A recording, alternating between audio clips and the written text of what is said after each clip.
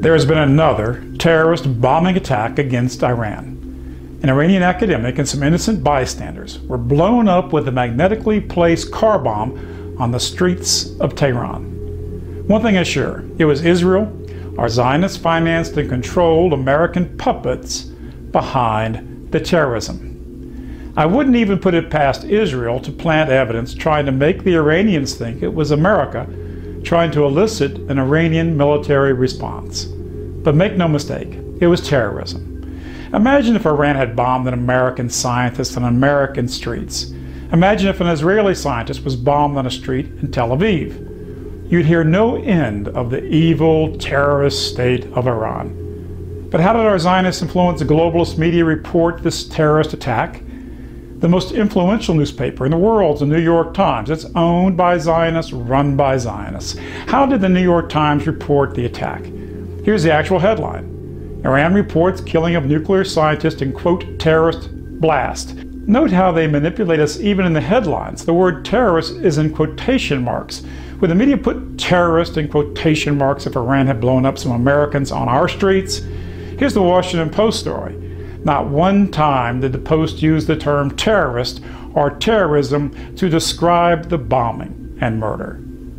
It's almost certain that the Israeli Mossad was behind this bloody terrorist attack. You see, Iran doesn't commit terrorist attacks, but Israel does. Israel blows up and assassinates its enemies all over the world. Iran has not stolen anybody else's land and homes and farms, or ethnically cleansed hundreds of thousands of people, tortured hundreds of thousands of people in Palestine and Lebanon, or invaded other people's nations like Israel did in Lebanon, and killed tens of thousands of Christians and Muslims. The Iranian Air Force doesn't drop white phosphorus on apartment buildings and homes and burn and kill and maim thousands of women and children in their beds as they slept, as they did in Gaza, where half of the murdered, half of 1,200 civilians were women and children. And Israel's even committed terrorist attacks against America, its biggest benefactor.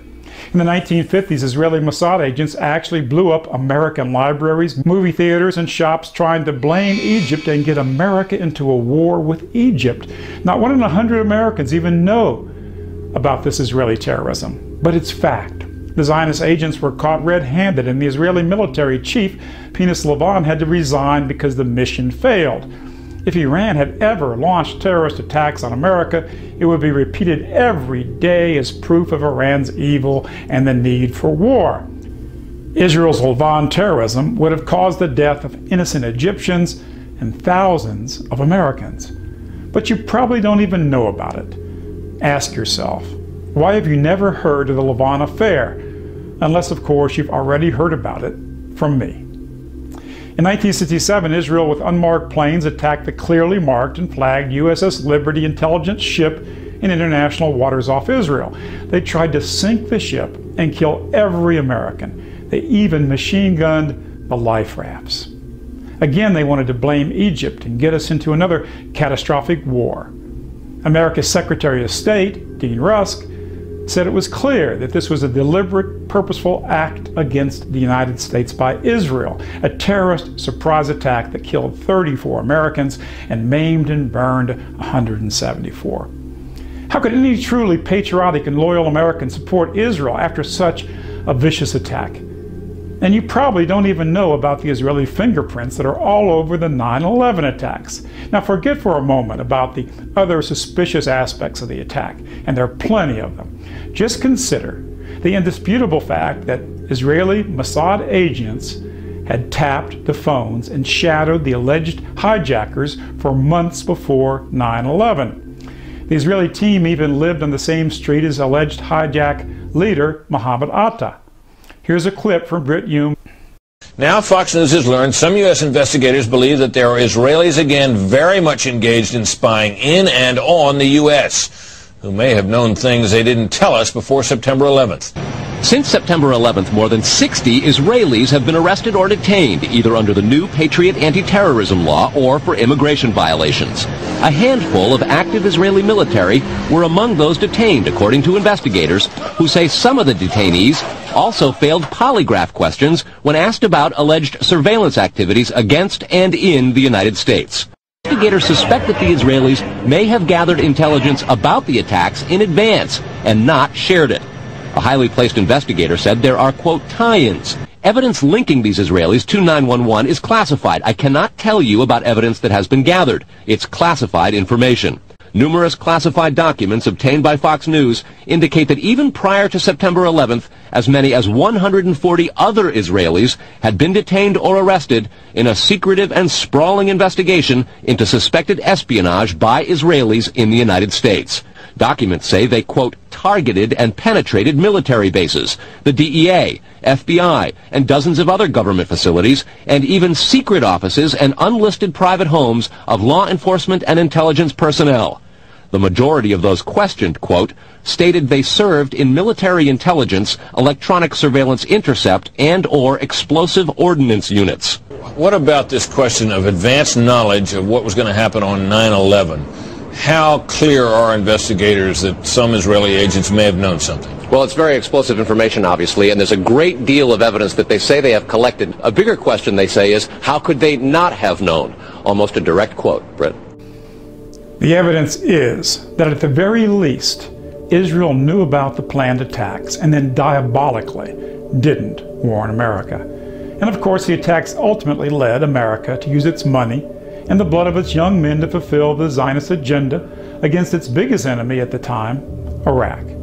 Many Americans cannot comprehend how Israel would do such an evil thing as purposefully letting thousands of innocent Americans die for Israel's agenda. But the record is clear.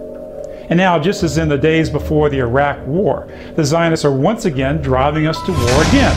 Sometimes a bit of truth, though, ekes out in the mainstream media. And here's a clip from Chris Matthews with an intelligence official who reveals that Israel is committing terrorist acts to manipulate America into war against Iran. Welcome back to Horrible. There's an amazing spy story taking place in Iran. Yesterday, an Iranian nuclear scientist was assassinated in a rush-hour attack in the streets of Tehran. It is likely part of a wider covert war going on against the Iranian nuclear program. Look what's happened just in the past few years. At least 5 scientists have been targeted in similar attacks. One of the scientists survived. The others were killed.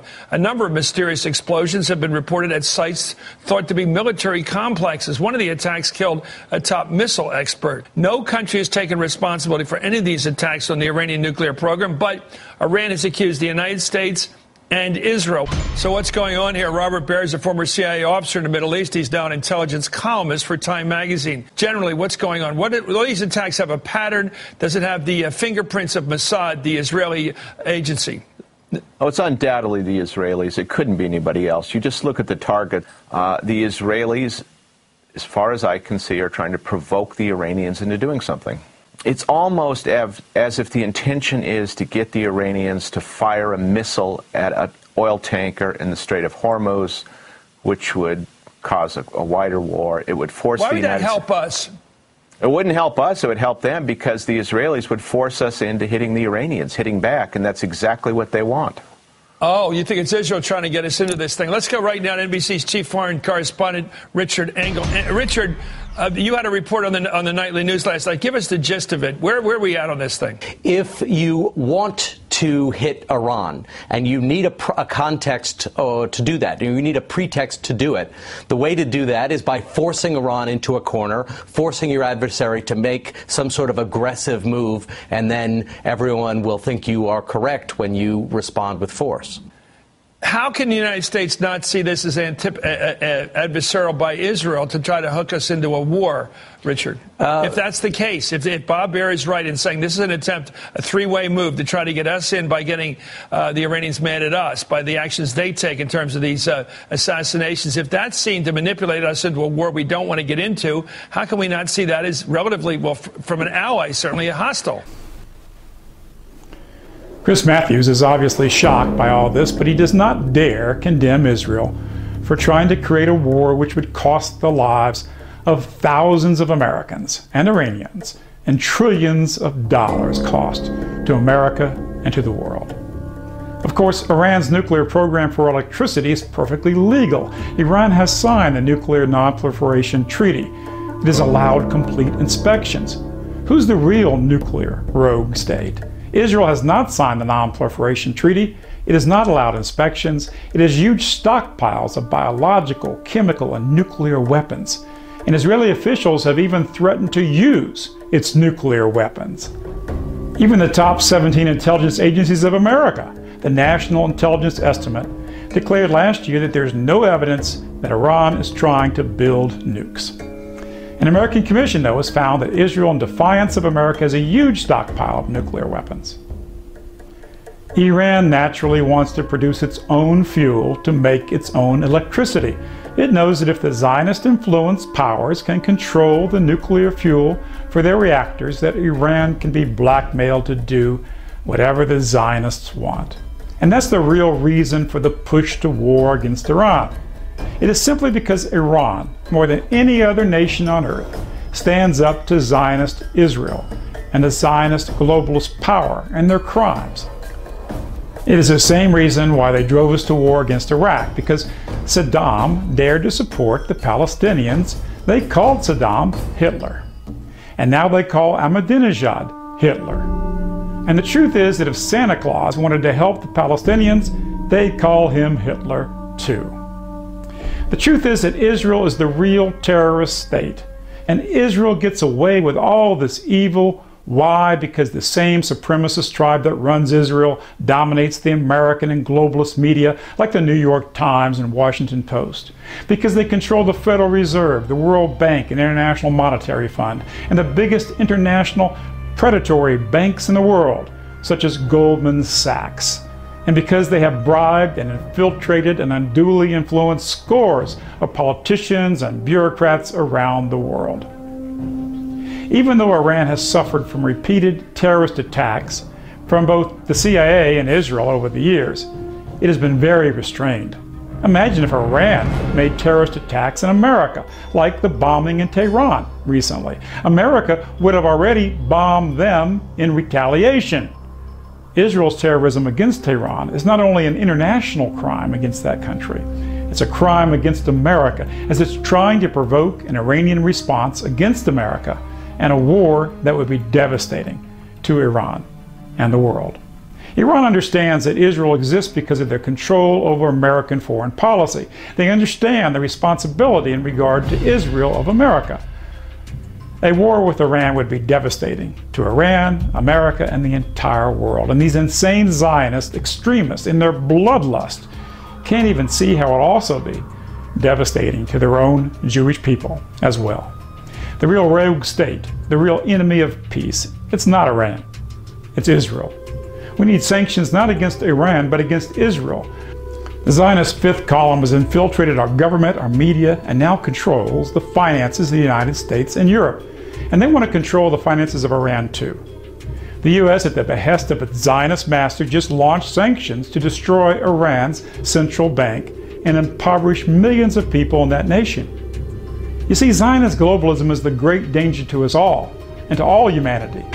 The Zionists admit that the Iranian government uses the sale of its oil to help feed their people. So they've admitted they want to purposely starve millions of innocent people in support of Zionism. Zionism is just as much a danger to Americans and Britons and Frenchmen as it is to the people of Iran. But I believe you can recognize the truth when you finally hear it. If you and all of us spread this truth in this video, we can help avoid a horrific war that would cast the world into hell. I'm doing all I can, but it's really up to you. What will you do? If you have children, how can you look into their eyes without doing everything you can to help stop this insane Zionist war that will so harm them and their future? Together we can stop this crazy war before it begins. But we've got to do something now.